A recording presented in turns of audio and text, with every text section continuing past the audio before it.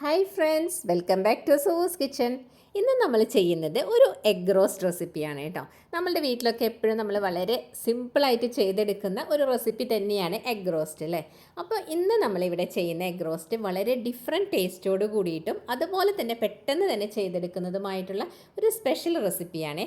അതായത് ഇതിൻ്റെ ഒരു മെയിൻ ഇൻഗ്രീഡിയൻ്റ് എന്ന് പറയുന്നത് വേപ്പിലയാണ്. വേപ്പില എഗ് റോസ്റ്റാണ് നമ്മളിന്നിവിടെ ചെയ്യുന്നത്. ഇത് ചപ്പാത്തിയുടെയും ചോറിൻ്റെയും ഒക്കെ കൂടെ നല്ലൊരു കോമ്പിനേഷനാണ് കേട്ടോ. അപ്പം നമ്മളുടെ ഈ ഒരു സ്പെഷ്യൽ റെസിപ്പി നിങ്ങൾ ഇതുവരെ ട്രൈ ചെയ്ത് നോക്കിയിട്ടില്ലെങ്കിൽ തീർച്ചയായിട്ടും ഒന്ന് ട്രൈ ചെയ്ത് നോക്കണേ. സൂപ്പർ റെസിപ്പിയാണ് കേട്ടോ. അപ്പം ഞാൻ എപ്പോഴും പറയുന്ന പോലെ വീഡിയോയിലേക്ക് കിടക്കുന്നതിന് മുന്നായിട്ട് നിങ്ങൾക്ക് ഈ റെസിപ്പി ഇഷ്ടപ്പെടുകയാണെങ്കിൽ ഒന്ന് ലൈക്ക് ചെയ്യാനും അതുപോലെ തന്നെ സബ്സ്ക്രൈബ് ചെയ്യാനും മറക്കരുത് കേട്ടോ. അപ്പോൾ നമുക്ക് കറിവേപ്പില എഗ് റോസ്റ്റ് ഉണ്ടാക്കാൻ തുടങ്ങാം. അതിന് വേണ്ടി ഒരു അടികട്ടിയുള്ള പാത്രം അടുപ്പിൽ വെച്ചിട്ടുണ്ട്. അത് ചൂടായി വന്നപ്പോൾ അതിലേക്ക് 2 ടീസ്പൂൺ മുഴുവൻ മല്ലിയാണ് ചേർത്ത് കൊടുക്കുന്നത് കേട്ടോ. ഇതിനോടൊപ്പം ഇനി നമ്മൾ അടുത്തതായി ചേർക്കുന്നത് പെരിഞ്ജീരകമാണ്. 1 ടീസ്പൂൺ വലിയ ജീരകം, അതായത് ഫെനൽ സീഡാണ് ചേർത്ത് കൊടുക്കുന്നത്. പിന്നെ 1 ടീസ്പൂൺ തന്നെ ക്യുമിൻ സീഡ്, നല്ല ജീരകമാണ്, അതായത് അവിയലിലൊക്കെ ചേർക്കുന്ന ജീരകമില്ല, അത് ചേർത്ത് കൊടുക്കുക. പിന്നെ 1 ടീസ്പൂൺ തന്നെ കുരുമുളകും കൂടി ചേർക്കുന്നുണ്ട്. ഇതിനോടൊപ്പം ഒരു ചെറിയ കഷ്ണം പട്ടയും 2 ഏലക്കായയും അതുപോലെ തന്നെ ഒരു 4-5 ഗ്രാമ്പു കൂടെ ഇതിലേക്ക് ഇട്ട് കൊടുക്കുക കേട്ടോ. ഇതും കൂടെ ചേർത്ത് നമുക്ക് ഫ്ലെയിം കുറച്ച് വെച്ച് ഒന്ന് ഡ്രൈ റോസ്റ്റ് ചെയ്തെടുക്കണം. തീ ഒട്ടും തന്നെ കൂട്ടി വെക്കരുത് കേട്ടോ, പെട്ടെന്ന് കരിഞ്ഞു പോകാൻ സാധ്യതയുണ്ട്. ഇത് മൂത്ത് നല്ലൊരു മണം വന്നു തുടങ്ങും. ആ സമയത്ത് നമുക്ക് തീ ഓഫ് ചെയ്തിട്ട് ഞാനിതൊന്ന് വേറൊരു പാത്രത്തിലേക്ക് മാറ്റി കൊടുക്കുകയാണ്. ഇനി ഇത് തണുത്തതിന് ശേഷം ഒന്ന് പൊടിച്ചെടുക്കാം. നമ്മളപ്പോൾ മസാലകളൊക്കെ മാറ്റി കൊടുത്തതിന് ശേഷം ആ സെയിം പാത്രത്തിലേക്ക് തന്നെ ഒരു പിടി വേപ്പിലയാണ് ചേർത്ത് കൊടുക്കുന്നത്. അപ്പോൾ നമ്മളുടെ ഈ റെസിപ്പിയുടെ ഒരു സ്പെഷ്യൽ ഇൻഗ്രീഡിയൻ്റാണ്, മെയിൻ ഇൻഗ്രീഡിയൻ്റ് ആണ് കേട്ടോ ഈ വേപ്പില. ഇതൊന്ന് ഫ്ലെയിം കുറച്ചിട്ട് ഇതും ഒന്ന് ഡ്രൈ റോസ്റ്റ് ചെയ്തെടുക്കുക. അപ്പോൾ നമ്മൾ കൈവച്ച് ഇങ്ങനെ പൊടിക്കുമ്പോൾ ഒന്ന് പൊടിഞ്ഞ് വരുന്ന ഈ പാകത്തിൽ നമുക്ക് തീ ഓഫ് ചെയ്ത് വേറൊരു പാത്രത്തിലേക്ക് മാറ്റി കൊടുക്കാം. എന്നിട്ട് നമ്മൾ നേരത്തെ പൊടിച്ചു വെച്ച മസാലയില്ലേ, അതും ഈ വേപ്പിലയും കൂടി ഒരുമിച്ച് തന്നെ പൊടിച്ചെടുക്കാം കേട്ടോ.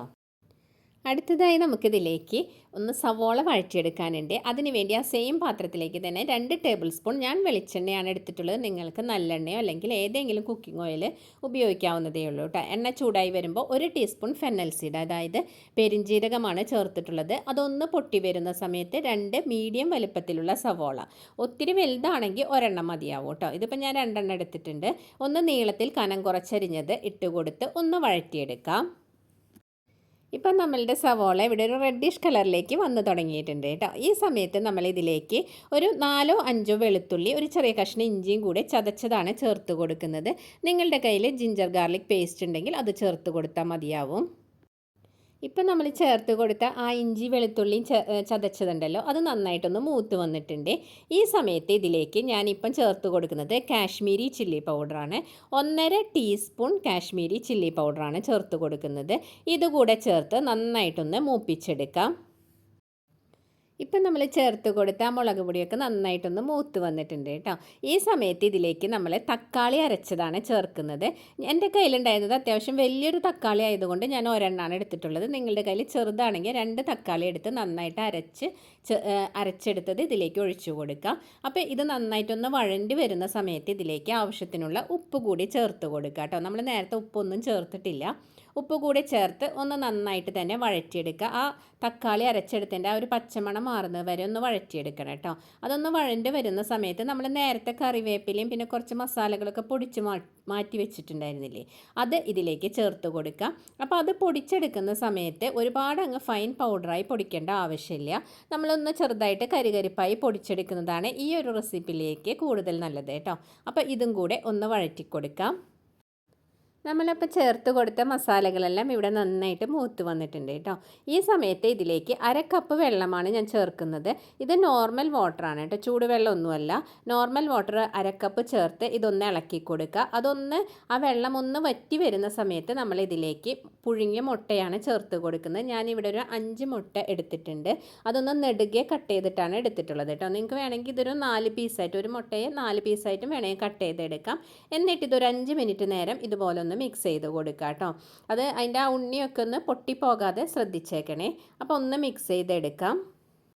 ഇപ്പം നമ്മളിവിടെ ആ എഗ്ഗും മസാല എല്ലാം കൂടി ഒന്ന് മിക്സ് ചെയ്തെടുത്തിട്ടുണ്ട് കേട്ടോ. ലാസ്റ്റായിട്ട് ഒരു ഗാർണിഷിങ്ങിന് വേണ്ടിയിട്ട് കുറച്ച് മല്ലിയിലയും കൂടി ഇതിലേക്ക് ചേർത്ത് കൊടുക്കുന്നുണ്ട്. അതിനുശേഷം ഇതൊന്ന് സെർവിങ് ബൗളിലേക്ക് മാറ്റി നോക്കാം. ഞാനപ്പം നമ്മളുടെ ഈ കറിവേപ്പില എഗ് റോസ്റ്റ് ഒന്ന് സെർവ് ചെയ്യുന്ന ബൗളിലേക്ക് മാറ്റി കൊടുത്തിട്ടുണ്ട് കേട്ടോ.